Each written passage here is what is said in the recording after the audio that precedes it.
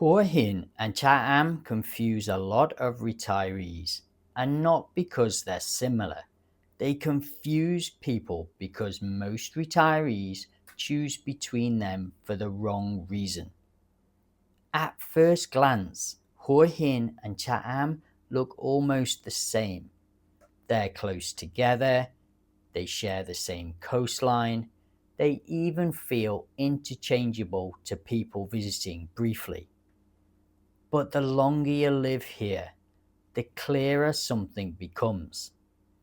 Choosing between both of these isn't really about location. It's about temperament.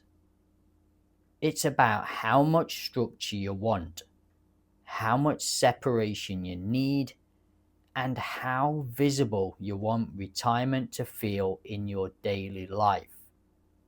On the surface, Hua Hin feels like the obvious choice.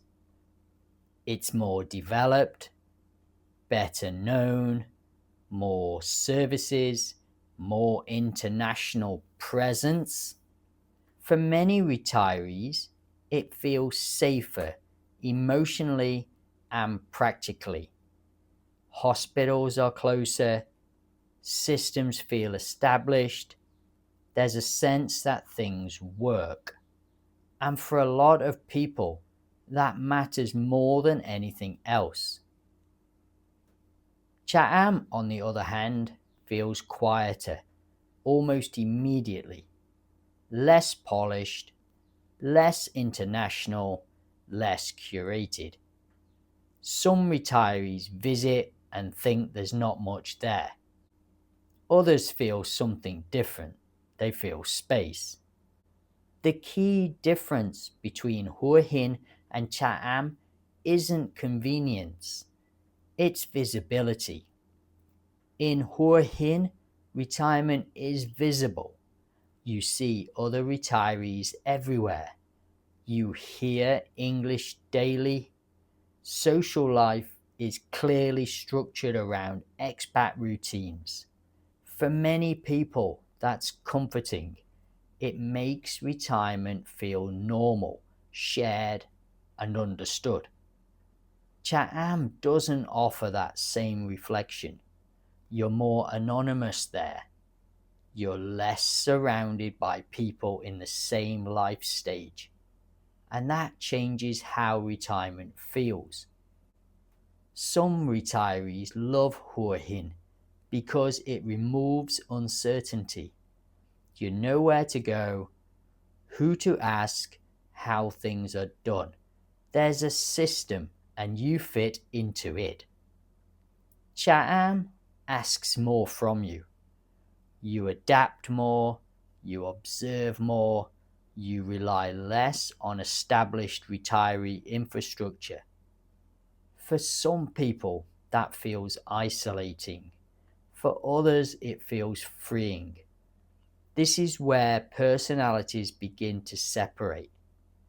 Retirees who choose Hua Hin usually value predictability, accessibility, being surrounded by peers, and not having to figure things out constantly. They want retirement to feel supported. They don't want friction. Retirees who choose Cha-am often value something else. Quiet without constant social expectation, fewer labels, a life that doesn't revolve around retirement culture, and distance from the expat bubbles. They want retirement to feel private. Neither group is right or wrong, but problems happen when retirees choose based on appearance instead of fit. Some people choose Hua Hin because it feels like the smart choice. And it is if you want structure. But if you're someone who doesn't enjoy being surrounded by retirement energy all the time, Hua Hin can start to feel crowded emotionally. You're constantly reminded of this stage of life you're in. Some people like that, others don't. Cha-am doesn't reflect retirement back at you as clearly. You can blend in more, but that also means fewer automatic connections. If you rely on your environment to create social life, Cha-am can feel quiet very quickly. That difference is subtle at first, but over time it becomes the defining contrast. One reason this decision gets misjudged is because most people experience both places as visitors first. Short stays hide the differences. When you visit Hua Hin for a week or two, everything feels easy. The systems are visible, the routines are clear. You're not responsible for much beyond enjoying the place. Cha-am on a short visit can feel underwhelming by comparison. Fewer obvious options, less stimulation, less sense of direction. But short stays reward convenience, not fit. Living somewhere long term flips that equation. Once daily life sets in, you stop evaluating places based on how they feel during good days and start noticing how they feel on ordinary ones. Where do you go when you're not motivated? How does the environment treat you when you don't want to decide much, or when you want to be left alone? Hua Hin continues to guide you. Cha-am continues to step back. Neither approach is better, but they feel very different once novelty is gone and routine becomes the main experience. That's why people who choose based on short visits are often surprised later, not because the place changed, but because their role inside it did. Another difference that shows up over time is rhythm. Hua Hin has a steady, reliable pace. Days feel organized, weeks feel structured.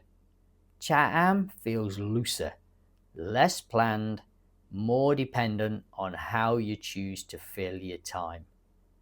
That's why some retirees move from Hua Hin to Cha-am after a year or two.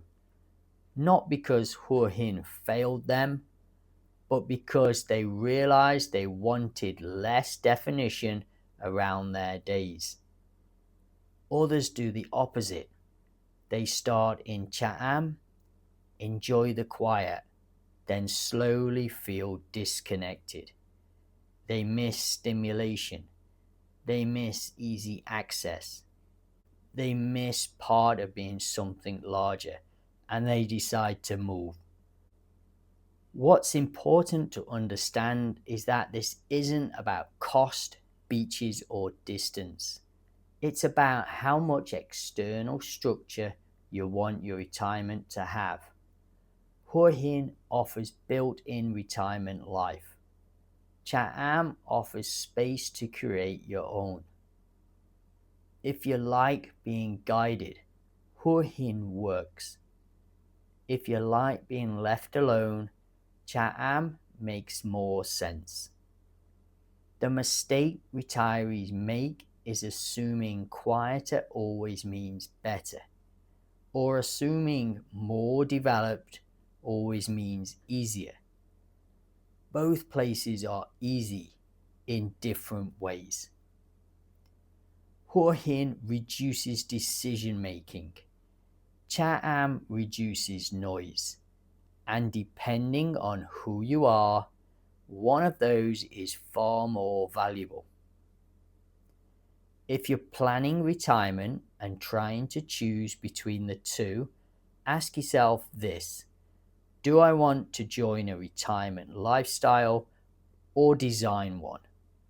Hua Hin is joining, Cha-am is designing. If these videos are helping you think more clearly about retirement decisions in Thailand, please do me a massive favor and subscribe to the channel. This channel isn't about ranking places, it's about matching places to people. In the next video, I'll talk about why some retirees feel at home in Jomtien almost immediately, while others quietly grow restless and leave, even when everything seems fine. It comes down to personality fit, routine, and how much stimulation you actually want once daily life settles in.